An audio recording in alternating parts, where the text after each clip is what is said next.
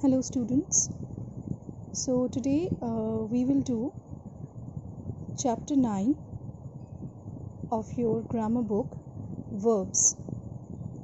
So you have already studied what is verb, that is verbs are doing words, in your previous classes. But here we will know a little bit more about verbs. Now what is a verb? Now here are certain sentences where some words are being underlined. Now in the first sentence it is written Harry Potter is a wizard. In the second, he has a magical clock. And in the third, they played soccer. Now is, has and played, these three words are being underlined in each of the sentences. Now what does these three words which are being underlined they denote? Now in sentence number 1, is tells the state of the subject of Harry Potter. That is, Harry Potter is a wizard. In sentence number 2, has tells something that Harry Potter, the subject, possess. Now, in sentence number 3, that is, played, express action done by Harry Potter and his friends. Now, this tells that a verb is a word that is used to denote the action, the condition of the subject, or what is possessed by the subject.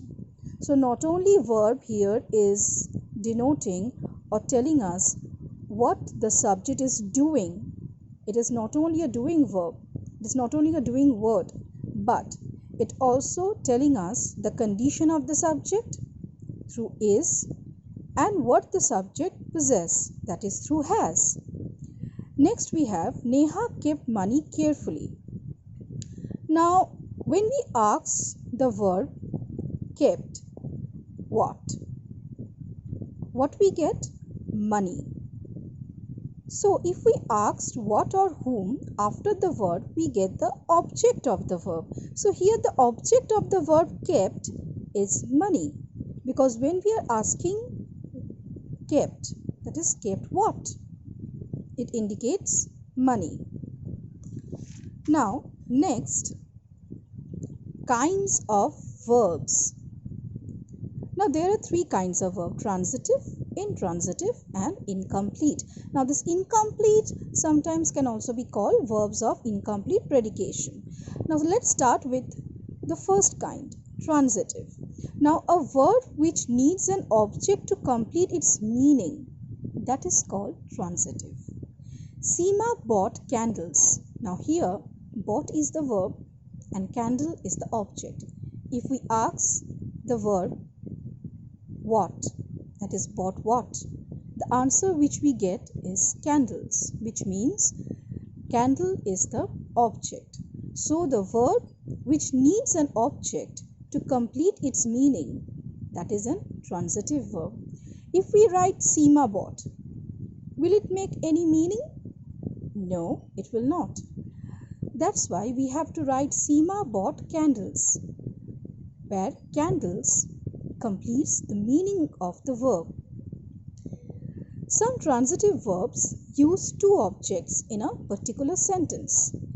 One which is a thing, that is a direct object, and the other one which is a person, that is the indirect object. And the direct object answers the question what. For example, Grandma baked a cake for me. Now here, if we ask the verb what, baked what, the answer we get is cake. That means cake is here the direct object and also it is a thing.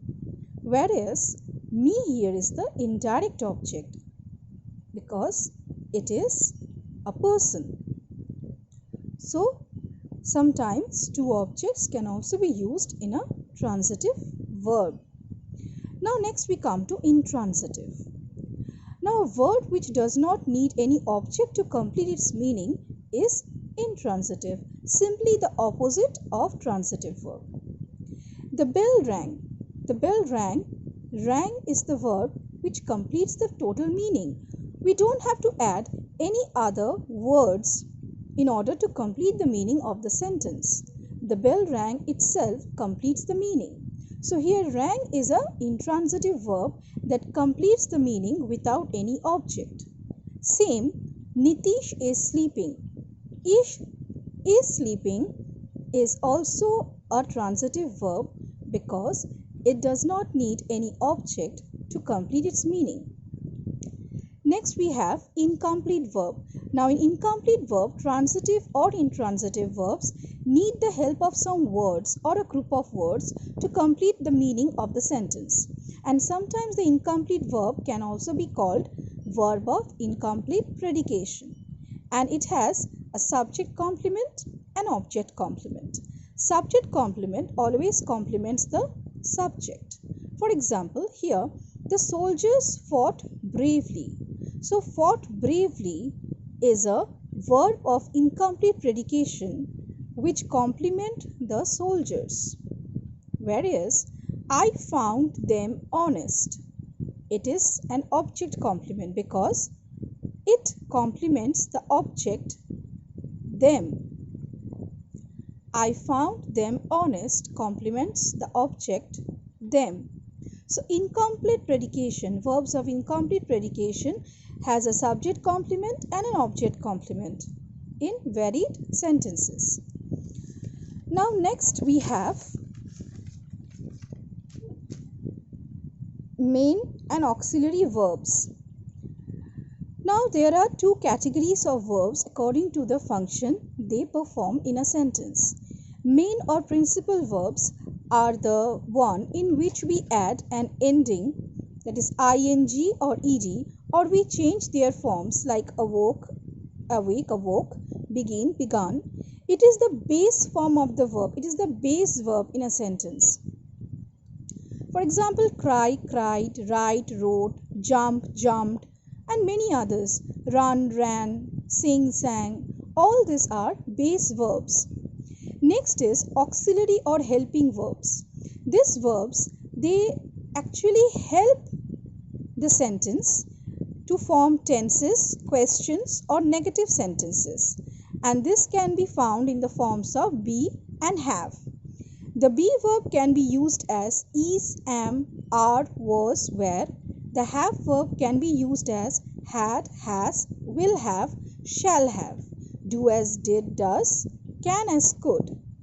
For example, he is playing cricket. Snigdha has danced well. Here, is the helping verb, playing is the main verb, where ing is added. Next, Snigdha has danced well. Has is the helping verb or the auxiliary verb. Danced here is the principal verb where ed was added at the end. So this is what verb is.